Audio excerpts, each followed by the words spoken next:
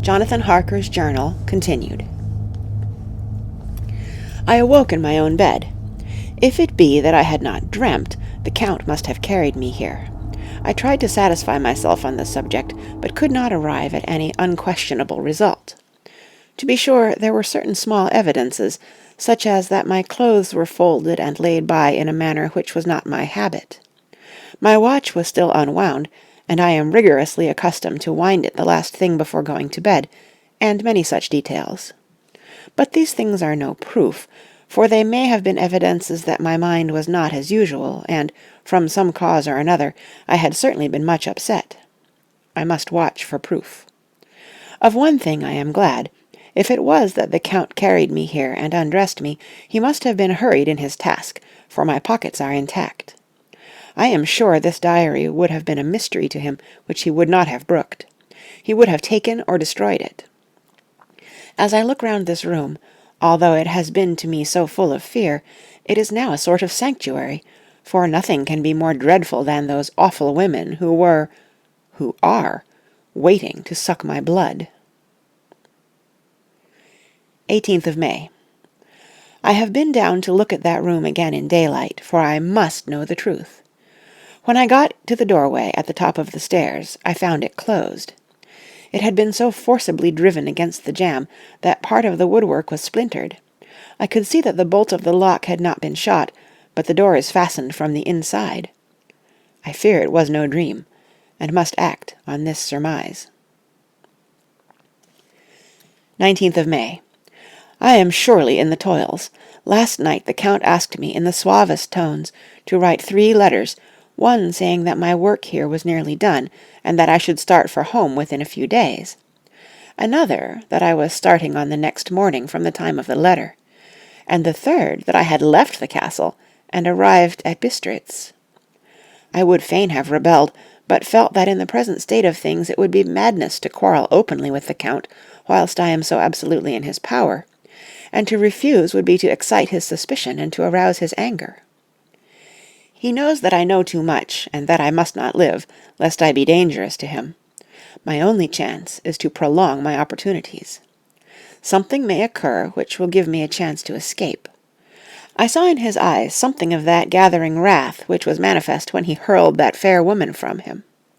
He explained to me that posts were few and uncertain, and that my writing now would ensure ease of mind to my friends, and he assured me with so much impressiveness that he would countermand the later letters, which would be held over at Bistritz until due time in case chance would admit of my prolonging my stay, that to oppose him would have been to create new suspicion. I therefore pretended to fall in with his views, and asked him what dates I should put on the letters. He calculated a minute, and then said, "The first should be June 12th, the second June 19th, and the third June 29th. I know now the span of my life. God help me." 28th of May. There is a chance of escape, or at any rate of being able to send word home. A band of Sgeni have come to the castle, and are encamped in the courtyard. These Sgeni are gypsies. I have notes of them in my book. They are peculiar to this part of the world, though allied to the ordinary gypsies all the world over. There are thousands of them in Hungary and Transylvania, who are almost outside all law. They attach themselves as a rule to some great noble, or boyar, and call themselves by his name. They are fearless, and without religion, save superstition, and they talk only their own varieties of the Romany tongue. I shall write some letters home, and shall try to get them to have them posted. I have already spoken to them through my window to begin acquaintanceship. They took their hats off, and made obeisance and many signs, which, however, I could not understand any more than I could their spoken language. I have written the letters. Mina's is in shorthand, and I simply ask Mr. Hawkins to communicate with her. To her I have explained my situation, but without the horrors which I may only surmise. It would shock and frighten her to death were I to expose my heart to her. Should the letters not carry, then the Count shall not yet know my secret, or the extent of my knowledge. I have given the letters. I threw them through the bars of my window with a gold piece, and made what signs I could to have them posted. The man who took them pressed them to his heart and bowed, and then put them in his cap. I could do no more. I stole back to the study and began to read. As the Count did not come in, I have written here. The Count has come. He sat down beside me, and said in his smoothest voice, as he opened 2 letters, "The Sgeni have given me these, of which, though I know not whence they come, I shall, of course, take care. See." He must have looked at it. "One is from you, and to my friend Peter Hawkins. The other—" Here he caught sight of the strange symbols as he opened the envelope, and the dark look came into his face, and his eyes blazed wickedly. "The other is a vile thing, an outrage upon friendship and hospitality. It is not signed. Well, so it cannot matter to us." And he calmly held letter and envelope in the flame of the lamp till they were consumed. Then he went on. "The letter to Hawkins, that I shall, of course, send on, since it is yours. Your letters are sacred to me. Your pardon, my friend, that unknowingly I did break the seal. Will you not cover it again?" He held out the letter to me, and with a courteous bow handed me a clean envelope. I could only redirect it, and hand it to him in silence. When he went out of the room, I could hear the key turn softly. A minute later I went over and tried it, and the door was locked. When, an hour or 2 after, the Count came quietly into the room, his coming awakened me, for I had gone to sleep on the sofa. He was very courteous and very cheery in his manner, and seeing that I had been sleeping, he said, "So, my friend, you are tired? Get to bed. There is the surest rest. I may not have the pleasure to talk to-night, since there are many labours to me, but you will sleep, I pray." I passed to my room, and went to bed, and, strange to say, slept without dreaming. Despair has its own calms. 31st of May. This morning when I woke I thought I would provide myself with some paper and envelopes from my bag, and keep them in my pocket, so that I might write in case I should get an opportunity. But again a surprise, again a shock. Every scrap of paper was gone, and with it all my notes, my memoranda relating to railways and travel, my letter of credit, in fact all that might be useful to me were I once outside the castle. I sat and pondered a while, and then some thought occurred to me, and I made search of my portmanteau and in the wardrobe where I had placed my clothes. The suit in which I had travelled was gone, and also my overcoat and rug. I could find no trace of them anywhere. This looked like some new scheme of villainy.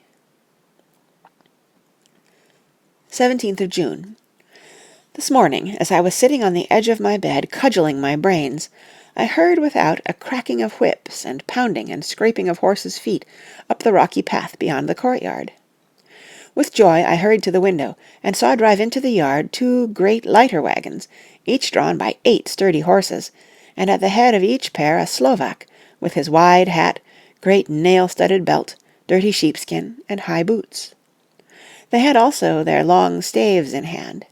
I ran to the door, intending to descend and try and join them through the main hall, as I thought that way might be open for them. Again a shock. My door was fastened on the outside. Then I ran to the window and cried to them.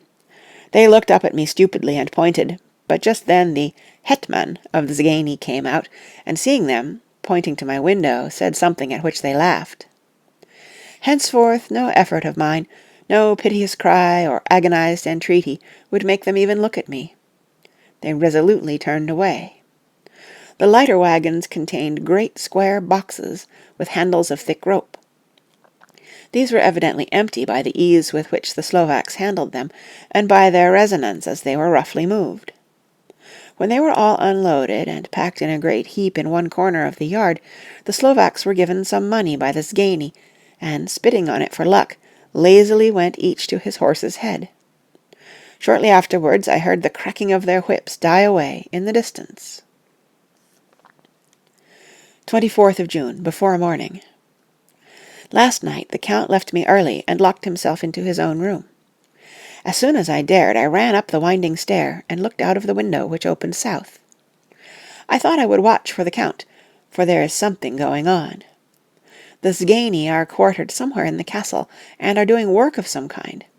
I know it, for now and then I hear a far-away muffled sound, as of mattock and spade, and whatever it is, it must be the end of some ruthless villainy. I had been at the window somewhat less than half an hour, when I saw something coming out of the Count's window. I drew back, and watched carefully, and saw the whole man emerge. It was a new shock to me to find that he had on the suit of clothes which I had worn whilst travelling here, and slung over his shoulder the terrible bag which I had seen the women take away. There could be no doubt as to his quest, and in my garb too. This, then, is his new scheme of evil, that he will allow others to see me, as they think, so that he may both leave evidence that I have been seen in the towns or villages posting my own letters, and that any wickedness which he may do shall by the local people be attributed to me. It makes me rage to think that this can go on, and whilst I am shut up here, a veritable prisoner, but without that protection of the law which is even a criminal's right and consolation. I thought I would watch for the Count's return, and for a long time sat doggedly at the window. Then I began to notice that there were some quaint little specks floating in the rays of the moonlight. They were like the tiniest grains of dust, and they whirled round and gathered in clusters in a nebulous sort of way. I watched them with a sense of soothing, and a sort of calm stole over me. I leaned back in the embrasure in a more comfortable position, so that I could enjoy more fully the aerial gambolling. Something made me start up, a low, piteous howling of dogs, somewhere far below in the valley, which was hidden from my sight. Louder it seemed to ring in my ears, and the floating motes of dust to take new shapes to the sound as they danced in the moonlight. I felt myself struggling to awake to some call of my instincts. Nay, my very soul was struggling, and my half-remembered sensibilities were striving to answer the call. I was becoming hypnotized. Quicker and quicker danced the dust. The moonbeams seemed to quiver as they went by me into the mass of gloom beyond. More and more they gathered till they seemed to take dim, phantom shapes. And then I started, broad awake and in full possession of my senses, and ran screaming from the place. The phantom shapes, which were becoming gradually materialized from the moonbeams, were those of the 3 ghostly women to whom I was doomed. I fled, and felt somewhat safer in my own room, where there was no moonlight, and where the lamp was burning brightly. When a couple of hours had passed, I heard something stirring in the Count's room, something like a sharp wail, quickly suppressed, and then there was silence, deep, awful silence, which chilled me. With a beating heart I tried the door, but I was locked in my prison, and could do nothing. I sat down, and simply cried. As I sat, I heard a sound in the courtyard without, the agonized cry of a woman. I rushed to the window, and throwing it up, peered out between the bars. There, indeed, was a woman with dishevelled hair, holding her hands over her heart as one distressed with running. She was leaning against a corner of the gateway. When she saw my face at the window, she threw herself forward, and shouted in a voice laden with menace, "Monster, give me my child!" She threw herself on her knees, and raising up her hands, cried the same words in tones which wrung my heart. Then she tore her hair and beat her breast, and abandoned herself to all the violences of extravagant emotion. Finally she threw herself forward, and, though I could not see her, I could hear the beating of her naked hands against the door. Somewhere high overhead, probably on the tower, I heard the voice of the Count calling in his harsh, metallic whisper. His call seemed to be answered from far and wide by the howling of wolves. Before many minutes had passed, a pack of them poured, like a pent-up dam when liberated, through the wide entrance into the courtyard. There was no cry from the woman, and the howling of the wolves was but short. Before long they streamed away singly, licking their lips. I could not pity her, for I knew now what had become of her child, and she was better dead. What shall I do? What can I do? How can I escape from this dreadful thing of night and gloom and fear? 25th of June, morning.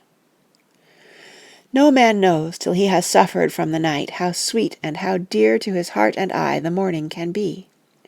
When the sun grew so high this morning that it struck the top of the great gateway opposite my window, the high spot which it touched seemed to me as if the dove from the ark had lighted there. My fear fell from me as if it had been a vaporous garment which dissolved in the warmth. I must take action of some sort whilst the courage of the day is upon me. Last night one of my post-dated letters went to post, the first of that fatal series which is to blot out the very traces of my existence from the earth. Let me not think of it. Action. It has always been at night time that I have been molested or threatened, or in some way in danger or in fear. I have not yet seen the Count in the daylight. Can it be that he sleeps when others wake, that he may be awake whilst they sleep? If I could only get into his room! But there is no possible way. The door is always locked. No way for me. Yes, there is a way, if one dares to take it. Where his body has gone, why may not another body go? I have seen him myself crawl from his window. Why should I not imitate him, and go in by his window? The chances are desperate, but my need is more desperate still. I shall risk it.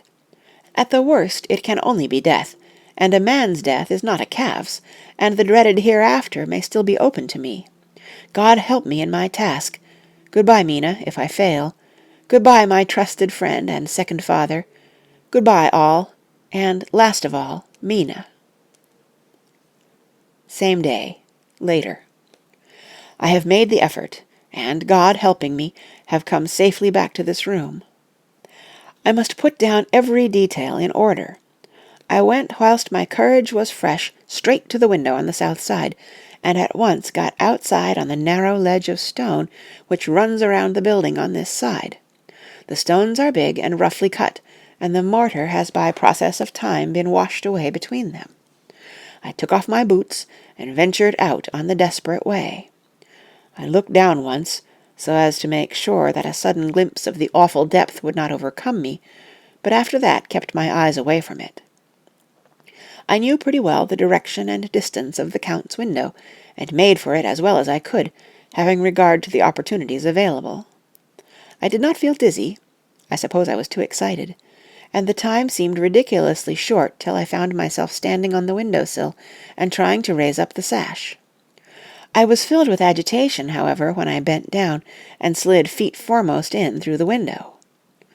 Then I looked around for the Count, but, with surprise and gladness, made a discovery. The room was empty.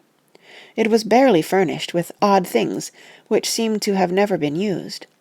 The furniture was something the same style as that in the south rooms, and was covered with dust. I looked for the key, but it was not in the lock, and I could not find it anywhere. The only thing I found was a great heap of gold in one corner, gold of all kinds, Roman and British and Austrian and Hungarian and Greek and Turkish money, covered with a film of dust, as though it had lain long in the ground.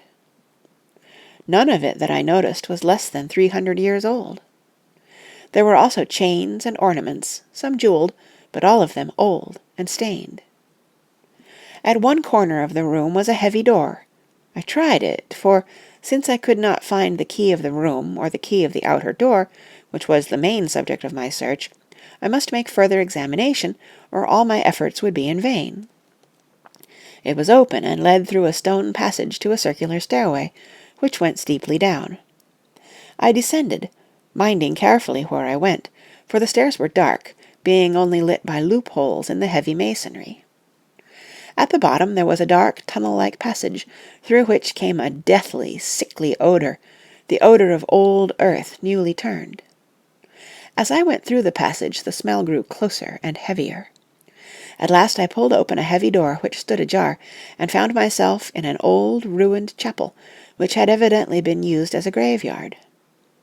The roof was broken, and in 2 places were steps leading to vaults, but the ground had recently been dug over, and the earth placed in great wooden boxes, manifestly those which had been brought by the Slovaks. There was nobody about, and I made search for any further outlet, but there was none. Then I went over every inch of the ground, so as not to lose a chance. I went down even into the vaults, where the dim light struggled, although to do so was a dread to my very soul. Into 2 of these I went, but saw nothing except fragments of old coffins and piles of dust. In the third, however, I made a discovery. There, in one of the great boxes, of which there were 50 in all, on a pile of newly dug earth, lay the Count. He was either dead or asleep, I could not say which, for the eyes were open and stony, but without the glassiness of death, and the cheeks had the warmth of life through all their pallor. The lips were as red as ever. But there was no sign of movement, no pulse, no breath, no beating of the heart. I bent over him and tried to find any sign of life, but in vain. He could not have lain there long, for the earthy smell would have passed away in a few hours. By the side of the box was its cover, pierced with holes here and there. I thought he might have the keys on him, but when I went to search, I saw the dead eyes, and in them, dead though they were, such a look of hate, though unconscious of me or my presence, that I fled from the place, and leaving the Count's room by the window, crawled again up the castle wall. Regaining my room, I threw myself panting upon the bed, and tried to think. 29th of June. Today is the date of my last letter, and the Count has taken steps to prove that it was genuine, for again I saw him leave the castle by the same window, and in my clothes. As he went down the wall, lizard fashion, I wished I had a gun or some lethal weapon that I might destroy him, but I fear that no weapon wrought alone by man's hand would have any effect on him. I dared not wait to see him return, for I feared to see those weird sisters. I came back to the library and read there till I fell asleep. I was awakened by the Count, who looked at me as grimly as a man can look as he said, "Tomorrow, my friend, we must part. You return to your beautiful England, I to some work which may have such an end that we may never meet. Your letter home has been dispatched. Tomorrow I shall not be here, but all shall be ready for your journey. In the morning come the Zgani, who have some labours of their own here, and also come some Slovaks. When they have gone, my carriage shall come for you, and shall bear you to the Borgo Pass, to meet the diligence from Bukovina to Bistritz. But I am in hopes that I shall see more of you at Castle Dracula." I suspected him, and determined to test his sincerity. Sincerity! It seems like a profanation of the word to write it in connection with such a monster, so I asked him point blank, "Why may I not go to-night?" "Because, dear sir, my coachman and horses are away on a mission." "But I would walk with pleasure. I want to get away at once." He smiled, such a soft, smooth, diabolical smile, that I knew there was some trick behind his smoothness. He said, "And your baggage?" "I do not care about it. I can send for it some other time." The Count stood up and said, with a sweet courtesy which made me rub my eyes, it seemed so real, "You English have a saying which is close to my heart, for its spirit is that which rules our boyars. Welcome the coming, speed the parting guest. Come with me, my dear young friend. Not an hour shall you wait in my house against your will, though sad am I at your going, and that you so suddenly desire it. Come." With a stately gravity he, with the lamp, preceded me down the stairs and along the hall. Suddenly he stopped. "Hark!" Close at hand came the howling of many wolves. It was almost as if the sound sprang up at the rising of his hand, just as the music of a great orchestra seems to leap under the baton of the conductor. After a pause of a moment, he proceeded, in his stately way, to the door, drew back the ponderous bolts, unhooked the heavy chains, and began to draw it open. To my intense astonishment, I saw that it was unlocked. Suspiciously I looked all round, but could see no key of any kind. As the door began to open, the howling of the wolves without grew louder and angrier. Their red jaws, with champing teeth, and their blunt-clawed feet as they leaped, came in through the opening door. I knew then that to struggle at the moment against the Count was useless. With such allies as these at his command, I could do nothing. But still the door continued to open, and only the Count's body stood in the gap. Suddenly it struck me that this might be the moment and means of my doom. I was to be given to the wolves, and at my own instigation. There was a diabolical wickedness in the idea great enough for the Count, and as a last chance I cried out, "Shut the door! I shall wait till morning," and covered my face with my hands to hide my tears of bitter disappointment. With one sweep of his powerful arm, the Count threw the door shut, and the great bolts clanged and echoed through the hall as they shot back into their places. In silence we returned to the library, and after a minute or two I went to my own room. The last I saw of Count Dracula was his kissing his hand to me, with a red light of triumph in his eyes, and with a smile that Judas in hell might be proud of. When I was in my room, and about to lie down, I thought I heard a whispering at my door. I went to it softly and listened. Unless my ears deceived me, I heard the voice of the Count. "Back, back to your own place. Your time is not yet come. Wait, have patience. Tonight is mine. Tomorrow night is yours." There was a low, sweet ripple of laughter, and in a rage I threw open the door, and saw without the 3 terrible women licking their lips. As I appeared, they all joined in a horrible laugh, and ran away. I came back to my room, and threw myself on my knees. It is then so near the end? Tomorrow! Tomorrow! Lord, help me, and those to whom I am dear. 30th of June, morning. These may be the last words I ever write in this diary. I slept till just before the dawn, and when I woke threw myself on my knees, for I determined that if death came he should find me ready. At last I felt that subtle change in the air, and knew that the morning had come. Then came the welcome cock-crow, and I felt that I was safe. With a glad heart I opened my door and ran down the hall. I had seen that the door was unlocked, and now escape was before me. With hands that trembled with eagerness, I unhooked the chains and drew back the massive bolts. But the door would not move. Despair seized me. I pulled and pulled at the door, and shook it till, massive as it was, it rattled in its casement. I could see the bolt shot. It had been locked after I left the Count. Then a wild desire took me to obtain that key at any risk, and I determined then and there to scale the wall again and gain the Count's room. He might kill me, but death now seemed the happier choice of evils. Without a pause I rushed up to the east window and scrambled down the wall, as before, into the Count's room. It was empty, but that was as I expected. I could not see a key anywhere, but the heap of gold remained.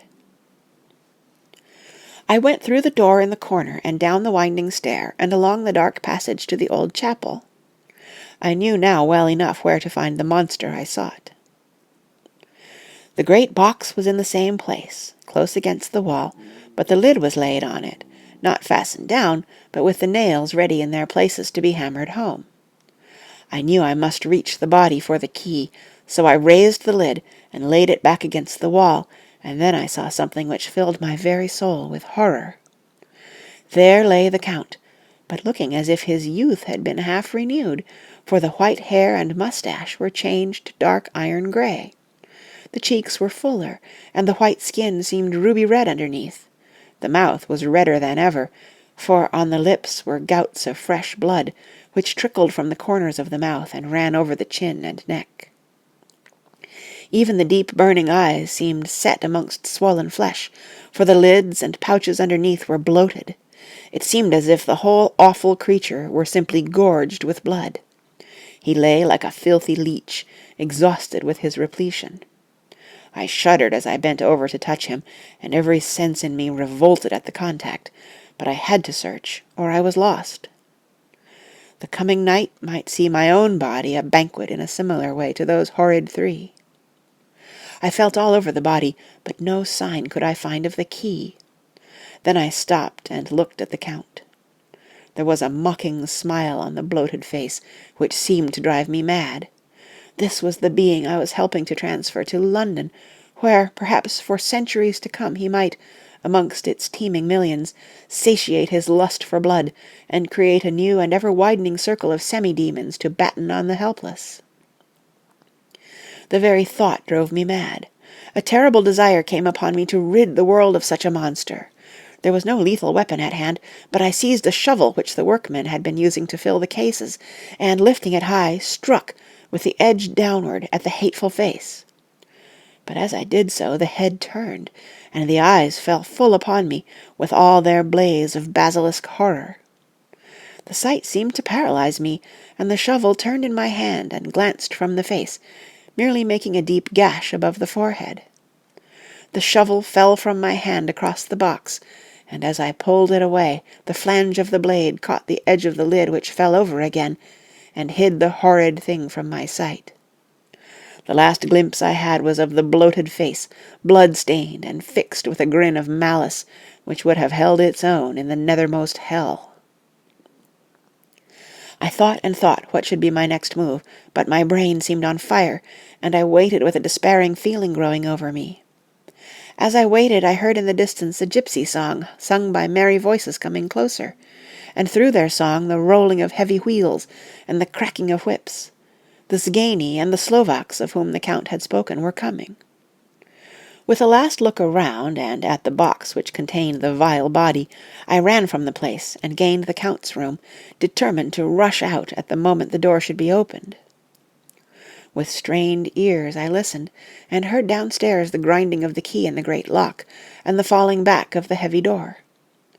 There must have been some other means of entry, or someone had a key for one of the locked doors.